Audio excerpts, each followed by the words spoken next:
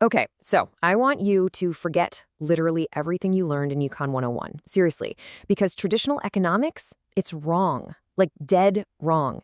It tells us that we're these cold, rational calculators, right? That we only go to work for a totally logical paycheck. But the truth is actually much darker and honestly way more fascinating. We're emotional, we get terrified. You probably think you work to build wealth. Well, actually, you work to escape pain. So in today's explainer, we're diving into a massive blind spot in how we understand human behavior. We're getting into the economics of desperation. Let's kick things off with a super simple test. Just imagine two unemployed workers. Now let's say you give them the exact same total amount of unemployment cash. Will they hunt for a new job with the exact same level of urgency? I mean, think about it for a second. The money is identical, right? So pure logic says their effort should be absolutely identical too. Why on earth would one work harder than the other?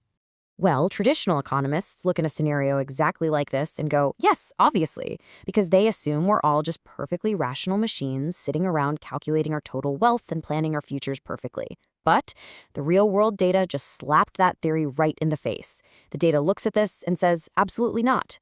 Because, humans are messy. We panic. Money all by itself doesn't actually drive us. It's the timing of the money that drives us.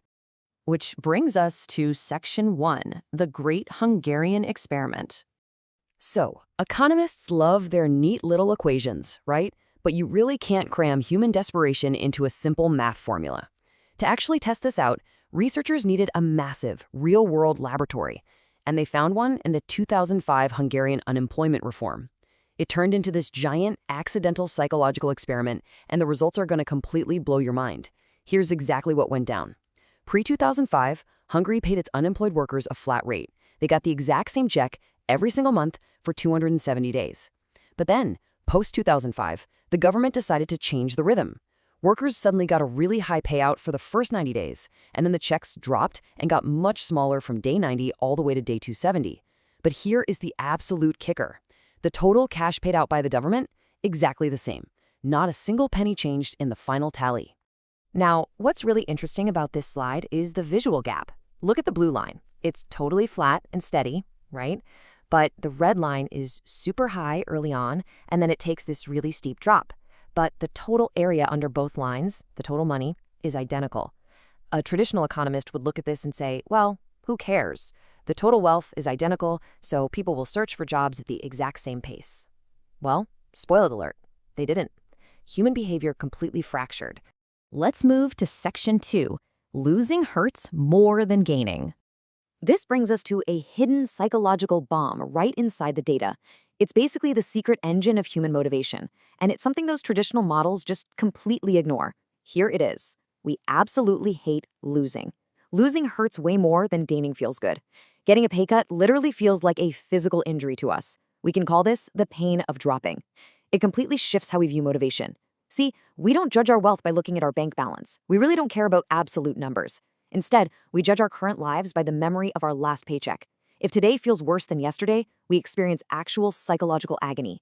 We are, quite literally, addicted to our previous standard of living. Let's break down how this brutal psychology plays out in real life. Stage 1, you're freshly fired. Your income plummets compared to your old salary, and the pain is just unbearable. So you hunt for jobs frantically.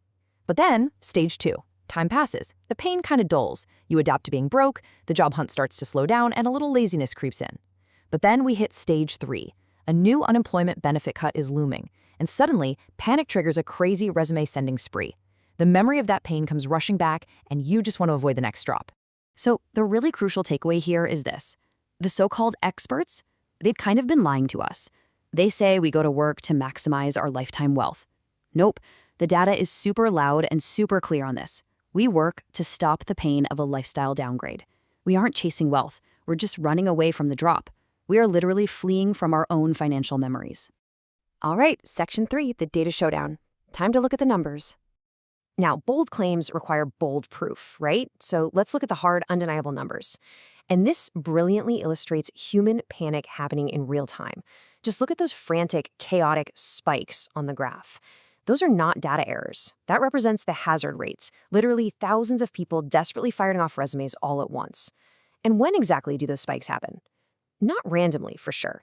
They happen exactly, and I mean exactly, right before a benefit drop. These people aren't sitting at kitchen tables calculating long-term wealth.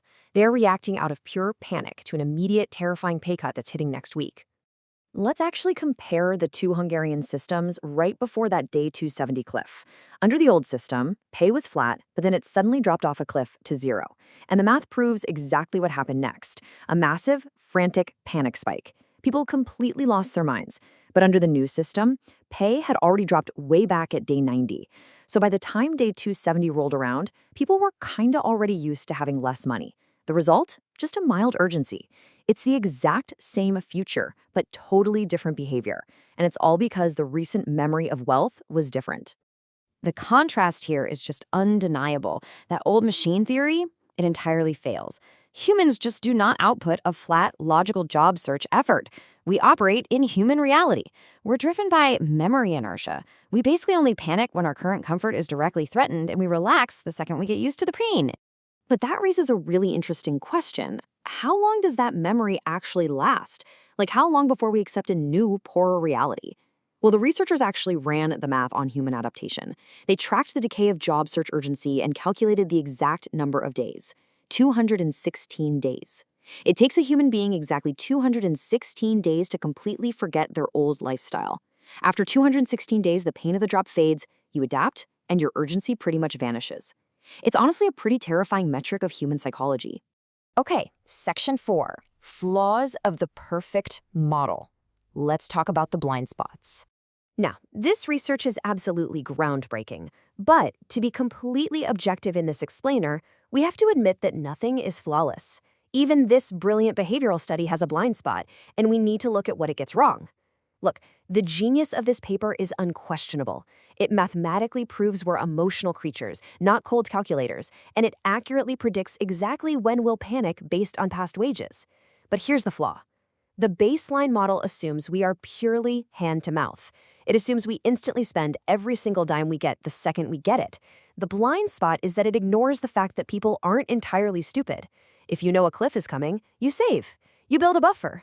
Even highly emotional, impatient humans try to build a tiny financial parachute. So the researchers actually had to upgrade their own model just to account for this basic human survival instinct of saving money. So what does this all mean? What should you actually take away from this explainer? Well, a lot of governments design safety nets like they're building them for robots. They assume a flat payout equals flat motivation. But we are not robots. We are driven by the fear of losing what we already had. Policies shouldn't fight human nature, and they shouldn't pretend we are perfect calculators. They should adapt to our emotional weaknesses. If we really want to help people get back to work, we have to totally rethink the rhythm of how we pay them. So I'll leave you with this. Does your current safety net actually understand your psychology? Think about that next time you look at your paycheck.